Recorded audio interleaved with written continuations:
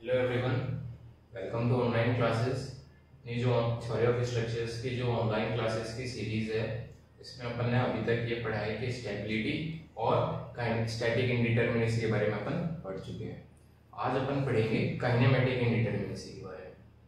देखो क्या होता है कि जो थ्योरी ऑफ स्ट्रक्चर्स है उसमें अपन स्ट्रक्चर्स को एनालाइज करते हैं, ठीक है। अपन उसमें ये निकालने की कोशिश करते हैं कि स्ट्रक्चर, कोई भी स्ट्रक्चर है उसमें एक्सटर्नल फोर्सेस कितने हैं, उसके अंदर जो मेंबर्स हैं उसमें इंटरनल स्ट्रेसेस कितने प्रोड्यूस हो रहे हैं, उनकी डिफॉर्म शेप कैसी बनेगी, ठीक है। तो इस तरह से अगर अपन को एनालाइज करना है तो अपने पास बेसिकली इसमें दो तरीके होते हैं।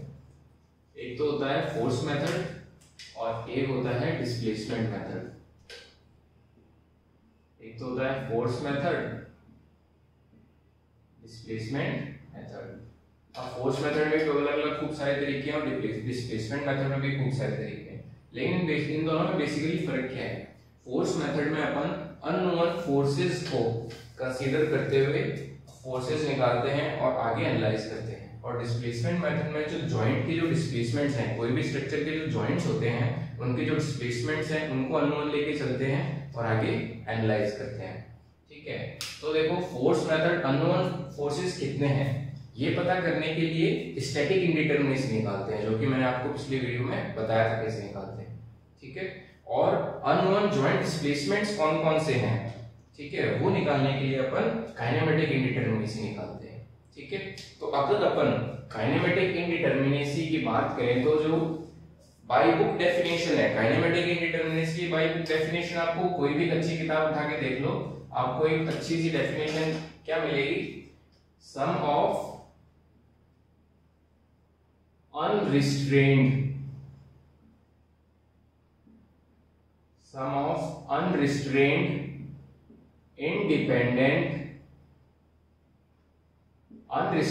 independent displacement components at all joints। देखो मोस्टली आपको किताबों में इस तरह की लैंग्वेज देखने को मिलेगी। इसका क्या मतलब है, देखो सबसे पहले अपन को सम किसका करना है, displacement components of all joint, ठीक है। कोई भी जॉइंट है उसमें जितने भी तरह के डिस्प्लेसमेंट्स हो रहे हैं उनको अपने को सम करना है। अब देखो इसमें दो चीजें हैं, अनरिस्ट्रेन्ड और इंडिपेंडेंट। इनका क्या मतलब है, अनरिस्ट्रेन्ड का मतलब है कि उसके जो जॉइंट है उसको मूव करने में कोई रिस्ट्रिक्शन नहीं है, मतलब वो उसके पास कोई अपने एक्सटर्नल तरीका, उस जॉइंट पे एक्सटर्नल कोई फोर्स वर्क नहीं कर रहा है, वो जॉइंट आसानी से मूव हो सकता है। वहां पे अपन ने एक्सटर्नल रिएक्शन लगा के उसके जो डिस्प्लेसमेंट है उसको रोका नहीं है। दूसरा है इंडिपेंडेंट। इंडिपेंडेंट का क्या मतलब है, इंडिपेंडेंट का ये मतलब है कि अगर अपन एक तरह की डिस्प्लेसमेंट में कुछ वेरिएशन देते हैं, कुछ भी चेंज करते हैं, तो उसकी वजह से दूसरे में के ऊपर कोई इफेक्ट नहीं पड़ना चाहिए, ठीक है। तो देखो जॉइंट में अलग अलग तरह के डिस्प्लेसमेंट हो सकते हैं। जैसे मान लो कोई रिजिड फ्रेम का कोई जॉइंट है, उसमें ये प्लेन फ्रेम है, तो इसमें तीन तरह के डिस्प्लेसमेंट हो सकते हैं, एक्स दिशा में ट्रांसलेशन, वाई दिशा में ट्रांसलेशन और इसमें रोटेशन, ठीक है। वैसे अगर ये ट्रस का कोई पार्ट है, ट्रस का कोई जॉइंट है, इसमें एक्स दिशा में ट्रांसलेशन और वाई दिशा में ट्रांसलेशन, इस तरह के जॉइंट के अलग अलग डिस्प्लेसमेंट्स हो सकते हैं। तो अपन को काइनेमेटिक इंडिटरमिनेसी निकालने के लिए क्या करना है, जितने भी जॉइंट्स हैं उनमें जितने भी डिस्प्लेसमेंट हो सकते हैं, या फिर मैं उसको कहूं डिग्री ऑफ फ्रीडम, तो जितने भी जॉइंट्स हैं उन सबकी डिग्री ऑफ फ्रीडम को अगर मैं ऐड करूं तो मुझे क्या मिल जाएगा, काइनेमेटिक इंडिटरमिनेसी। अब देखो कैसे, देखो एग्जांपल देखो, मान लो एक बीम है, एक प्रॉप्ड कैंटिलीवर बीम है, ठीक है। इस तरह से एक प्रॉप्ड कैंटिलीवर बीम है जिसमें जनरल लोडिंग का केस है। अब देखो ये तो फिक्स्ड एंड है, यहाँ पे रोटेशन भी नहीं होगा, हॉरिजॉन्टल अपवर्ड और अपवर्ड मोशन भी नहीं होगा। यहाँ पे देखो, यहाँ पे रोटेशन पॉसिबल है, ठीक है। इस जॉइंट पे रोटेशन पॉसिबल है, इस जॉइंट पे रोटेशन पॉसिबल नहीं है, ठीक है। इस जॉइंट पे वर्टिकल मोशन पॉसिबल नहीं है, लेकिन हॉरिजॉन्टल जो डिस्प्लेसमेंट है वो पॉसिबल है। तो इस जॉइंट पे डिग्री ऑफ फ्रीडम कितने होंगे, एक और दो, तो यहाँ पे इसकी काइनेमेटिक इंडिटरमिनेसी कितनी होगी, दो, ठीक है। अगर अपन ने हॉरिजॉन्टल ये जो मेंबर है बीम है, बीम क्या होती है, जनरली एक्सियली रिजिड होती है, उसमें एक्सियली रिजिड एक्सियल डिस्प्लेसमेंट नहीं होते। तो अगर जनरल केस की बात करें तो यहाँ पे मान लो अगर एक्सियल डिस्प्लेसमेंट नहीं हो रहे तो यहाँ पे सिर्फ एक ही तरह का डिस्प्लेसमेंट पॉसिबल है, सिर्फ रोटेशन। तो यहाँ पे सिर्फ काइनेमेटिक इंडिटरमिनेसी कितनी हो जाएगी, एक। ठीक है, अगर ये बीम फिक्स्ड बीम होती, अगर ये बीम एक फिक्स्ड बीम होती, तब यहाँ पे देखो दोनों ही जॉइंट्स पे रोटेशन पॉसिबल नहीं है, क्योंकि दोनों ही जॉइंट्स पे अपने पास तीनों तरह की रिएक्शंस मिल रही हैं। ठीक है, तो ये अगर फिक्स्ड बीम क्या होगी, काइनेमेटिकली डिटरमिनेट बीम होती है। ये जो फिक्स्ड बीम होती है ना, वो काइनेमेटिकली डिटरमिनेट बीम होती है।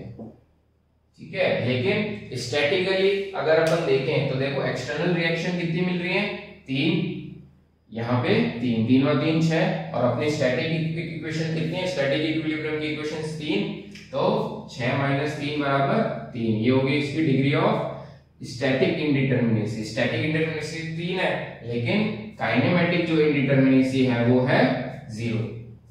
ठीक है, तो इस तरह से अपन को क्या करना है, कोई भी स्ट्रक्चर है उसमें अपन को जो जॉइंट की डिस्प्लेसमेंट्स हैं उनकी सम कर लेना है।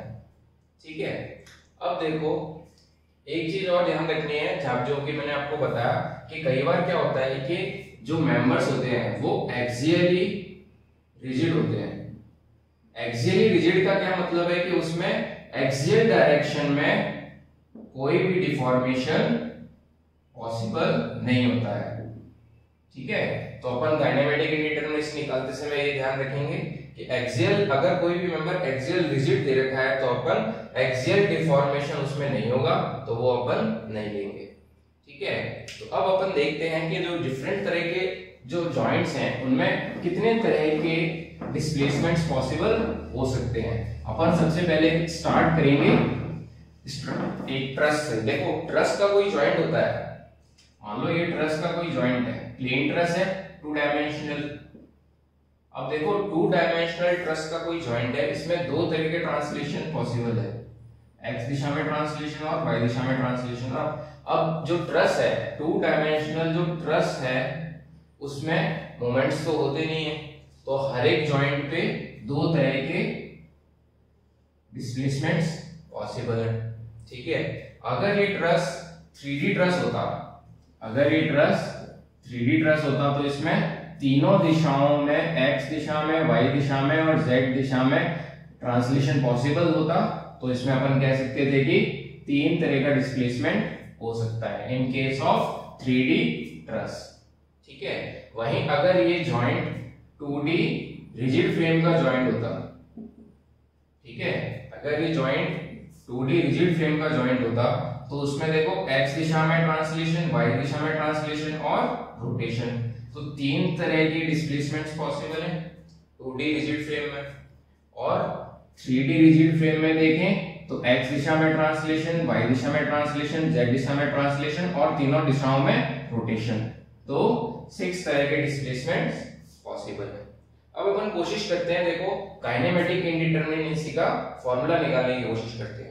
देखो कैसे करेंगे, अगर मैं J को बोलूं नंबर ऑफ जॉइंट्स, एक स्ट्रक्चर जो भी है उसमें अगर J नंबर ऑफ जॉइंट्स है, तो देखो काइनेमेटिक इंडिटरमिनेसी को मैं किससे शो करता हूं, dk से।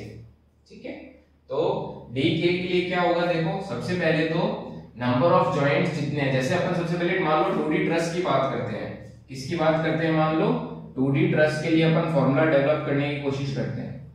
ठीक है, तो देखो हर एक जॉइंट पे 2 डिस्प्लेसमेंट्स पॉसिबल है, तो 2 into j, j क्या है यहाँ पे, नंबर ऑफ जॉइंट्स। ठीक है, लेकिन क्या होता है कि कुछ जो कि अपना सपोर्ट है, जैसे मान लो ये पिन जॉइंटेड सपोर्ट है, ठीक है, यहाँ पे रिएक्शन मिलेगी वर्टिकल और हॉरिजॉन्टल रिएक्शन मिलेगी पिन जॉइंटेड सपोर्ट पे।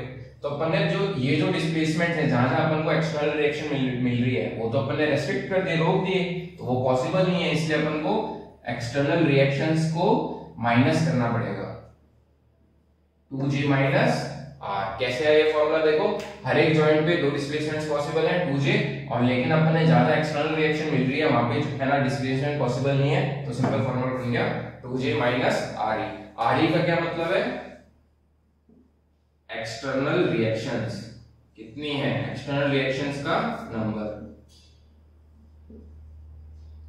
ठीक है। वहीं अगर ये 3D ट्रस होता, ठीक है, अगर मैं 3D ट्रस के लिए इसका फॉर्मूला लिखने की कोशिश करता हूं तो कैसे लिखूंगा देखो, 3 into J minus R E, क्योंकि देखो हर एक जॉइंट पे 3 तरह के डिस्प्लेसमेंट्स पॉसिबल है, इसलिए इसका सिंपल फॉर्मूला बन गया 3j माइनस आर ई। अब देखो, अब अपन रिजिड फ्रेम की बात करते हैं, तो रिजिड फ्रेम में अपन को एक चीज ध्यान में रखनी है, देखो हर एक जॉइंट पे 3 रोटेशंस पॉसिबल है, तो मैं इसका फॉर्मूला तो सिंपल बना दूंगा 3j माइनस आर ई, लेकिन रिजिड जॉइंट में अपन को ये ध्यान रखना है कि कई बार अपने पास रिजिड फ्रेम में हाइब्रिड जॉइंट्स आ जाते हैं। हाइब्रिड जॉइंट्स का क्या मतलब है कि जैसे मैं आपको एक एग्जांपल देके समझाता हूं, मान लो ये एक 2 डायमेंशनल रिजिड फ्रेम है और अपन को कई बार ऐसे दे देते हैं कि यहाँ बीच में एक हिंज है, ये 2 बीम है, यहाँ पे बीच में एक हिंज है। अब ये भी एक तरह से जॉइंट है, अगर अपन इस जॉइंट को कंसीडर करें तो देखो इसमें वर्टिकल मूवमेंट पॉसिबल है, हॉरिजॉन्टल डिस्प्लेसमेंट पॉसिबल है, रोटेशन। अब रोटेशन देखो, ये दोनों बीम के दोनों पार्ट आपस में इंडिपेंडेंटली रोटेट कर सकते हैं, ठीक है, तो यहाँ पे एक रोटेशन बढ़ जाएगा, ठीक है। तो यहाँ पे अगर हाइब्रिड जॉइंट आ जाता है तो अपने पास एक एक्स्ट्रा डिस्प्लेसमेंट मिल जाता है। वही मान लो ये 2 मेंबर की जगह 3 मेंबर होते हैं, तो देखो ये मेंबर भी इंडिपेंडेंटली रोटेट कर सकता था, तो यहाँ पे अपने पास एक और रोटेशन पॉसिबल हो जाता। तो जहां पर भी हाइब्रिड जॉइंट आते हैं तो वहां पे रिएक्शंस रिलीज हो जाती हैं, और हमें एडिशनल जॉइंट मूवमेंट के लिए अपन को जितनी रिएक्शंस रिलीज हुई वो अपन को ऐड करनी पड़ेंगी। तो आरआर क्या है, रिलीज्ड रिएक्शंस। देखो इनकी रिलीज रिएक्शन निकालने का एक सिंपल सा मैं तरीका बताता हूं। मान लो कोई पिन जॉइंटेड आपको ये दे दिया और उस पे आपको मान लो 3 मेंबर दे दिए, ठीक है, तो आप क्या करना, जितने भी मेंबर दे रखे हैं, यहाँ पे देखो 3 मेंबर दे रखे हैं, तो उसमें से एक घटा देना, 3 माइनस 1 2, तो नंबर ऑफ रिलीज रिएक्शंस कितनी हो जाएंगी 2, ठीक है। तो अपन ने नंबर ऑफ रिलीज रिएक्शंस तो जोड़ दी। अब एक चीज और ध्यान रखनी है जो मैंने आपको पहले बताई थी, अगर कहीं पर भी axial member, axially rigid member दे रखे हैं, अगर कहीं पर भी एक्सियली रिजिड मेंबर दे रखे हैं तो उसमें एक्सियल डिफॉर्मेशन नहीं होगा, ठीक है। तो अपन जो भी एक्सियल डिस्प्लेसमेंट नहीं हो रहा उनको भी अपन माइनस कर देंगे, ठीक है, क्योंकि अपन ने ये जो एक्सियली रिजिड मेंबर के कारण जो एक्सियल डिस्प्लेसमेंट हो रहा था उनको भी रेस्ट्रिक्ट कर दिया है, इसलिए अपन को वो भी इसमें से माइनस करना पड़ेगा। देखो n थोड़ा ध्यान रखने वाली चीज है, n वो संख्या नहीं है कि number of axially rigid members कितने हैं, n वो संख्या है कि एक्सियली रिजिड मेंबर्स के कारण अपन ने डिफॉर्मेशंस जो हैं वो कितनी रोक दी, ठीक है। तो n का यूज करते समय आप थोड़ा ध्यान रखना, ये फॉर्मूला अपना किसका बन गया, 2 डायमेंशनल रिजिड फ्रेम का, ठीक है। अगर इसी तरह से अगर अपन 3 डायमेंशनल की बात करते हैं, अगर मैं 3 डायमेंशनल के लिए फॉर्मूला बनाऊंगा तो क्या है, देखो सेम है जैसे अपन ने 2 डायमेंशनल का बनाया था वैसे ही अपन 3 डायमेंशनल बना देंगे, बस जॉइंट्स जो है, जॉइंट का जो डिस्प्लेसमेंट है वो 6 तरीके से हो जाएगा। तो आपको यहाँ पर ये चीज ध्यान रखनी है चारों, देखो 2 into J minus number of external reactions क्या होगी आरई, रिलीज रिएक्शंस है आरआर, और एन क्या है, number of axial deformations which are prevented. ये चीज थोड़ी ध्यान रखने वाली बात है, number of axial deformation prevented due to axially rigid members, axially rigid members, ठीक है। तो यहाँ पे बस ये n का यूज करते समय थोड़ी सावधानी बरतनी है। तो ये अपना काइनेमेटिक इंडिटरमिनेसी निकालने के लिए कुछ तरीके हैं, कुछ फॉर्मूले हैं जो कि बहुत ही आसान है अपन, ठीक है, इनमें ज्यादा कोई टर्म्स है नहीं। अगर अपन इसका बेसिक समझते हैं कि अपन निकाल क्या रहे हैं तो अपन इनको फॉर्मूले को आसानी से समझ सकते हैं। लेकिन मैं आपको एक चीज और रिकमेंड करूंगा, फॉर्मूला समझना अलग चीज है और उन फॉर्मूले को अप्लाई करना अलग चीज है। तो अगर आपने ये फॉर्मूले आपको समझ आए हैं तो आप इनकी न्यूमेरिकल जरूर करके देखना, न्यूमेरिकल करोगे तब आपको इनके क्वेश्चंस क्लियर होंगे, ठीक है। अपन भी अब ऑनलाइन जो वीडियो सीरीज है उसमें कुछ न्यूमेरिकल्स भी करेंगे, तो आप मेरे साथ बने रहना, आगे अपन और लेक्चर देखेंगे और इस तरह के न्यूमेरिकल्स भी करेंगे।